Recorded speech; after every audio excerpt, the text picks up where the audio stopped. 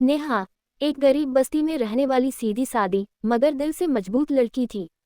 उसकी दुनिया छोटी थी लेकिन सपने बड़े। दिन भर सिलाई का काम करती और रात को पहाड़ों की तस्वीरों में खो जाया करती। एक दिन वहां जाने का सपना देखती थी। एक दिन उसकी मुलाकात आरव से होती है। आरव एक अमीर और सुलझा हुआ लड़का जो एक गांव में काम करता था। आरव को नेहा की सादगी और सच्चाई बहुत पसंद आती है। धीरे धीरे दोस्ती होती है, फिर मोहब्बत और आखिरकार दोनों शादी कर लेते हैं।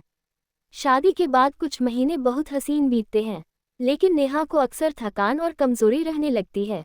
जांच में पता चलता है कि उसे एक गंभीर बीमारी है, वह ज्यादा दिन नहीं जी पाएगी। नेहा ये बात छुपा लेती है, पर सच ज्यादा देर तक छुपता नहीं। एक दिन रिपोर्ट देखकर आरव सब जान। आखिरी विदाई। नेहा जुड़वा बच्चों को जन्म देती है, आरविका और निशांत। लेकिन बच्चे होते ही उसकी हालत तेजी से बिगड़ने लगती है। एक दिन पहाड़ों के बीच झील के किनारे जब सूरज उग रहा होता है, नेहा आरव का हाथ पकड़कर कहती है, आरव, जब सूरज उगे तो मुझे छोड़ देना। मैं रोशनी में जाना चाहती हूँ, अंधेरे में नहीं। और वो हमेशा के लिए सो जाती है, मुस्कुराते हुए। योजक चिन्ह, योजक चिन्ह, योजक चिन्ह। एक अधूरा इंसान लेकिन पूरा पिता। आरव बुरी तरह टूट जाता है। महीनों तक घर से बाहर नहीं निकला। लेकिन जब एक दिन उसकी बेटी ने उसके गले लगकर कहा, पापा, मम्मा तारा बन गई हैं क्या, तो उसे जवाब मिला, अब मुझे अपने बच्चों के लिए जीना है। अब आरव एक एनजीओ चलाता है, नेहा फाउंडेशन, जो गरीब लड़कियों को पढ़ाता है और उन्हें आत्मनिर्भर। हेलो दोस्तों। ये एक काल्पनिक कहानी थी आरव और सीमा की। सीमा बहुत ही मिडिल क्लास फैमिली से थी और आरव एक अमीर घर का लड़का था। दोनों में प्यार हो गया, दोनों की शादी हुई, बच्चे हुए। पर किस्मत को क्या कह सकते हैं।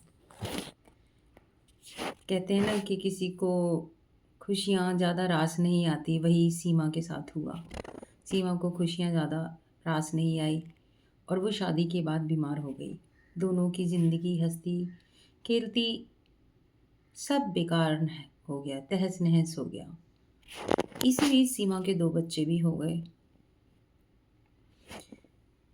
ये कहानी हमें ये सिखाती है कि किसी के जाने के बाद ज़िंदगी नहीं रुकती है। कोई भी चला जाए, सामने वाले को जीना ही पड़ता है, चाहे वो रो कर जिए, चाहे उदास होकर जिए, चाहे कैसे भी जिए, जीना पड़ता है। आरव ने अपने जीने का महत्व ढूंढा। वो अपनी बच्चियों के साथ जीने लगा। उसने एक एनजीओ खोला, उसमें वो गरीब बच्चियों को पढ़ाता था। उसने सीमा की यादों को जिंदा रखा और अपनी बच्चियों को भी पाला। खुद जिया, सीमा के बिना जिया। आरव अंदर से खुश नहीं था, पर वो जी रहा था। वो अपनी बच्ची की खुशियों के लिए जी रहा था। दोस्तों, आपको ये कहानी कैसी लगी प्लीज़ मुझे कमेंट करके ज़रूर बताएं दोस्तों।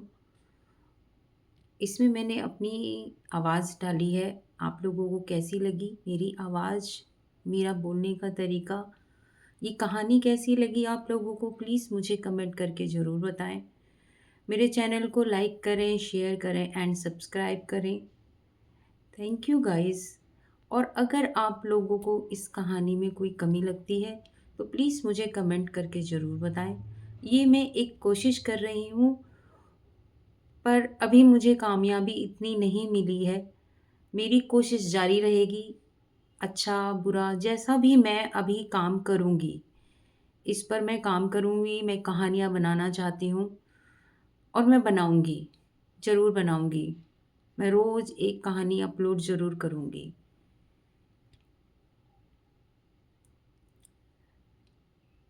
सीमा और आरव की कहानी, बहुत से लोगों की कहानी होती है। ये प्रेम कहानी बहुत ही अजीब होती है। ये प्रेम कहानी